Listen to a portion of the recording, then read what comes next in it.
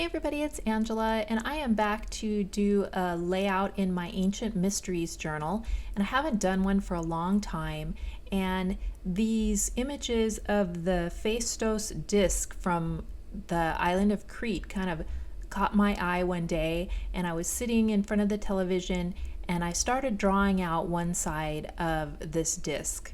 And it's really interesting because they actually used like some kind of stamp to stamp it into the clay, like metal stamps or wood. They think metal, but they're not positive. And so it was really fun to go and draw these images and think about what it might mean, because this has not been deciphered. It is not similar to anything they already have. There are a few icons on there that are similar to the linear B, which they do have a translation for, but it's not exactly the same, and it's not linear A, which they have not deciphered yet. And there's also a kind of a hieroglyphic language that they had even before that they haven't translated either. And so they really just don't have enough of this particular language to decipher it until they find more of it. Now, this disc was found in the early 1900s in the old palace rubble at Phaistos. They used the rubble probably after an earthquake to like level the ground out and build a new palace over the top. So that's why it was preserved. Some people think that it is a fake, but they have found some evidence since then giving more credibility to this disc.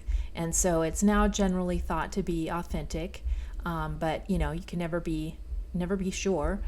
And I'm going to use my colored pencils just like this and color the whole thing. I had originally wanted the letters and the pictures to show up in white, but they just weren't showing up well enough that I decided I was just going to take my pen and go around and do them in black. So it's going to look a lot different than the actual disc, but I felt that seeing these actual icons was more important. And because it's kind of what we're talking about, is this ancient undeciphered language. Now, they still don't know what this disc means. I think there's roughly like 50 different characters, and it used about 200-ish times on this disc. And they're repeated enough that in most languages, if you're like writing a letter, you don't kind of repeat the same things over and over again. So they think because of the repetition in certain areas, it might be like a prayer or a mantra or something to that effect, but of course they don't know. So someone actually, went to the work of drawing the spiral, stamping the images on this clay, and then intentionally firing it. So it was important to somebody, and it took, work and effort, and they probably displayed it or used it in a ceremony, or I don't know, but it just really catches my imagination to think of all those things, and to think about the fact that we still have mysteries today that are unsolved in languages that we can't read and haven't deciphered. And so that always catches my imagination. And it's great to not only look at this and think about it, but also I do a lot of research, and I watched YouTube videos on this, and I learned about the palaces, the Minoan culture, and all kinds of different things while I was looking into this actual disc. So the disc, it's about, I guess, 6 inches across, and they have it on display in a museum at the moment. It was found like in 1908 by an Italian archaeologist, and like I said, it's just not clear if it's like a precursor to linear B, which they figure is like the beginnings of the Greek language. So yeah, it could be just, part of how the language evolved over time. So I use these pictures to draw the disc, and so now I'm going to cut them out and put them in with all my other research materials. And then I have some other research materials I printed out, and I'll want to include those as well. So I'm just going around and taking those out, and I'm going to mount them on some cardstock later. And then the other things that I have to want to include are some maps. So I have some old atlases I've taken apart or that I use to pull maps out of, like I'm doing here. So I'm going through to see if I still have Crete, and sure enough, I've got a map with that on there. So I pull that one out. This is the oldest atlas that I have that I like to pull images out of. And then the other bigger one there below is a newer atlas. And so I'm just looking up where Crete is in the book, because I used the cover on the older one. I made a travel altered book out of it. This one, I haven't taken the cover off, so I can still look up and pull out pages. So I'm going to use these two in my research material. And I like to use these slotted pockets. And at first I think of using that atlas page as an actual page in my notebook, but it was a little bit too small to fit that pocket page on. So I'm just going to go ahead and cut this one map out and put it on this tag. And then I'll make another page for that slotted pocket to go onto. So at first I'm just going to cut this down and leave it in the shape of a tag with just kind of a border around the edge. But because I didn't really want to cover up the holes for the binder, I cut it shorter. And then I'm like, well, I don't want to cover up the hole for the tag either, so I need to cut that shorter. And so then I just wind up cutting it into a square, because it looked funny with just partial corners taken off there. So since I have a whole nother map I'm going to include in this, I thought, you know what, I'm just going to go ahead and chop this all the way down. And then I'm just going to take my corner rounder and round the corners off on that, and I do a lot of inking also around all the edges with some brown ink. On this other atlas page, I'm just going to trim around the existing border and fold that up and put it into one of the pockets. It's a good way to learn, your geography too. As I'm researching this, I'm looking at where a country is and where the artifact came from and where it's located, in what museum in the world today. And so, that helps me with my geography as well. So there I've taken a page out and that would fit the pocket, the slotted pocket, and put that on there. And now I wanted to go back to my page with my drawing, and I drew the island of Crete down below the disc, and I did some lettering. Now I did do the Phaistos discs on their plural, but it actually really is only one disc, but it's two different sides.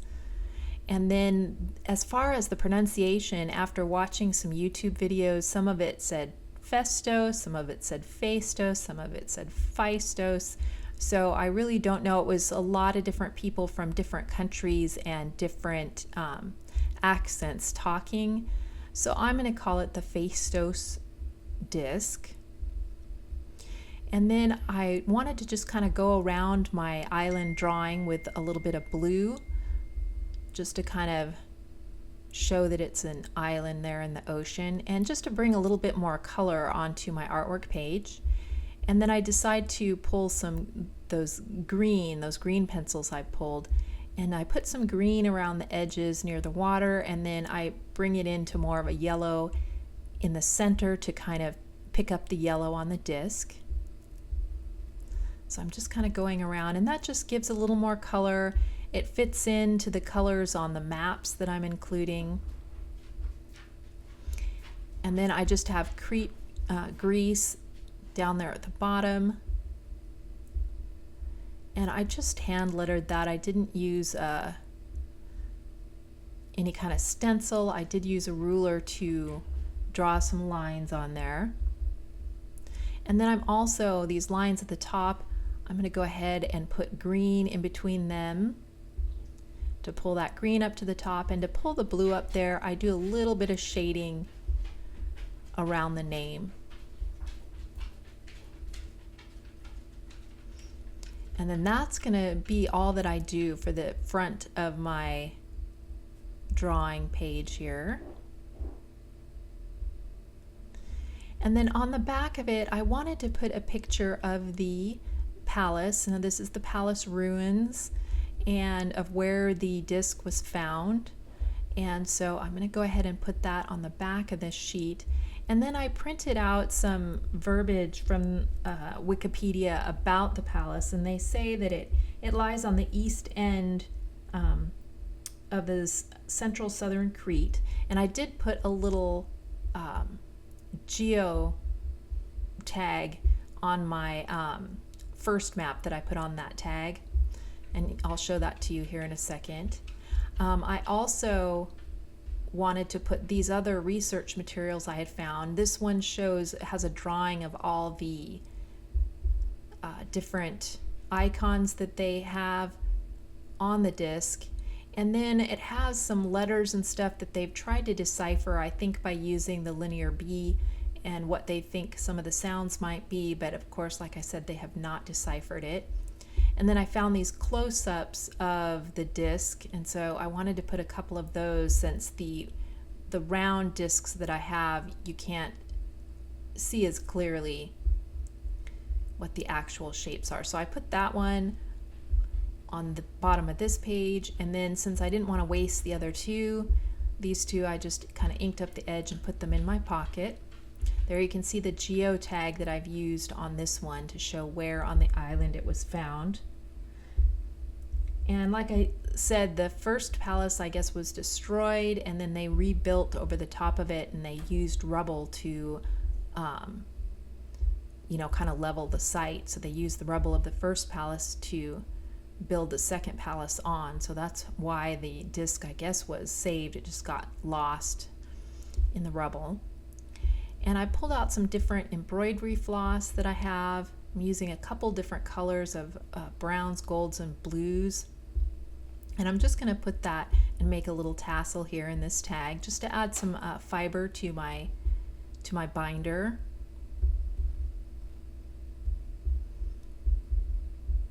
I'm just going to kind of open up some of the strands of this embroidery floss just to make the tassel look a little fuller.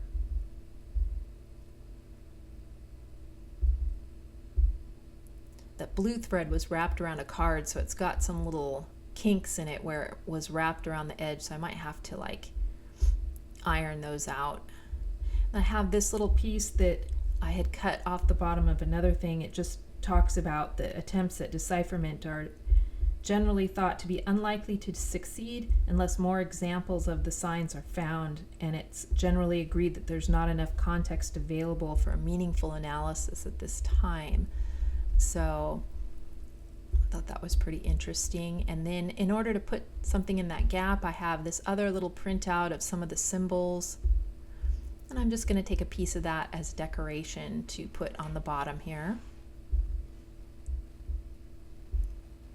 And again, I'm just going to take my brown ink and ink around the edge.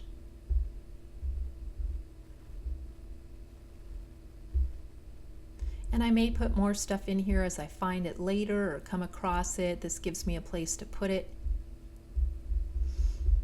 And then here is the wording that I got off of Wikipedia about the palace. I'm just going to put that on the bottom. And that helps me to remember, because as I go through all these different things, I start to forget or get things mixed up, and this way it helps me keep things straight. And that was the first one I did in here was Easter Island with the Rapa Nui and the Rongo Rongo script.